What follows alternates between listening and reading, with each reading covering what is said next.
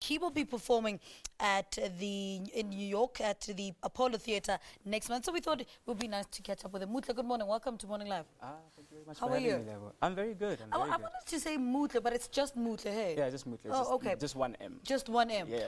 When did you come to the realization that poetry can be part of your identity in a way to engage the public?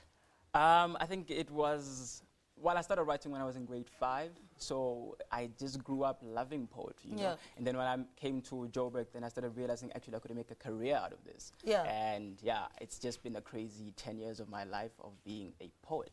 I just do words every day. Yeah. Where does the inspiration come from? How do you find the time and the place to just write? I think because all I have is time to do this, all I do is write. So if I'm not writing, I'm reading. But also it's just life. I think my life is quite complex at times, and this is like a medium where I can just like let out stuff if things get too big in my head. So I just have to let it out. Like the piece that you did, what inspired that? It's a lot of heartbreak and, yo, this woman must have you had to go there. Yeah, it was inspired by just finding myself in a place where I was really, really into a girl. And for some odd reason, we just were clashing, you know? And I just felt I needed to vent and explain what it is I'm going through when I'm going through the stuff I'm going through with her. And yeah, that's how the poem came out, you know? How did that Word and Sound festival go? How did you find it? That was the craziest show ever. It was insane because what you do is you're getting on stage and there's a band and you have to tell them exactly what sort of sound they can do to your poem, and then you perform in the piece. So I got there and I'm like, no, I want you to imagine me wearing earphones, listening to jazz, looking in on the earth.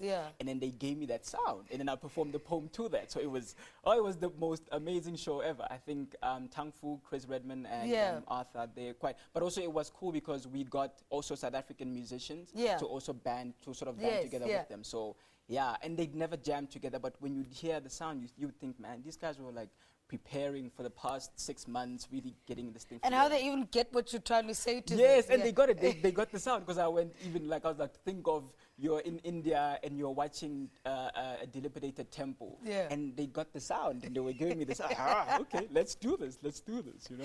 So who do you look up to in the industry? In the industry, honestly, I think right now I'm looking up at like up and coming artists like Mlisa Sekgote. He's quite an amazing poet. I've got Afura Khan, I've got Thabo Manoto. Well, it's people that you wouldn't know necessarily. And also Rennie Alexander. But most of the time it's people that are coming up now on the Word and Sound stage. There's new faces and also like up and coming writers that are being inspired by seeing what is done on the Word and Sound stage. It's quite amazing to see what they can come up with. Now you're going to the Apollo Theater in New York next week. What do you feel these travels do for you as a poet as a whole and for your work?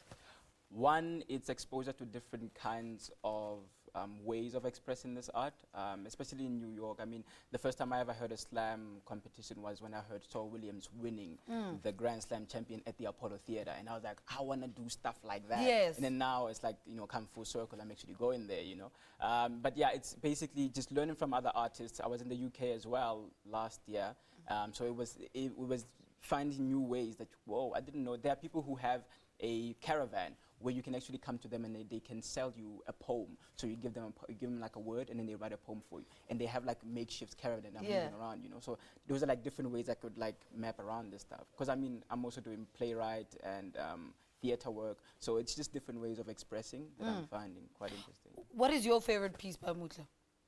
By Mutle Mothibe, I have to say it's Incense. It's Incense. What does Incense talk about? Incense is just about the struggle of an artist, but also the celebrations. Also, like as much as we are, it's cool to get on stage and say stuff on the mic. There's also struggles that you have to go through to get to that point. Sometimes people don't pay you on time, which is annoying.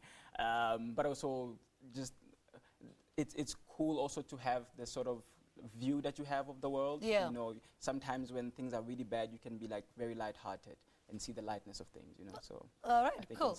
Well, thank you so much, Mutle. We'll hear a little bit from you a little later. Yes. Spoken word artist Mutle Mothibe will be in New York next month to perform at the Apollo Theater. Before that, though, he'll give us another performance to end the show. If you missed the first one, well, there's about 2 more to go. Let's take a break.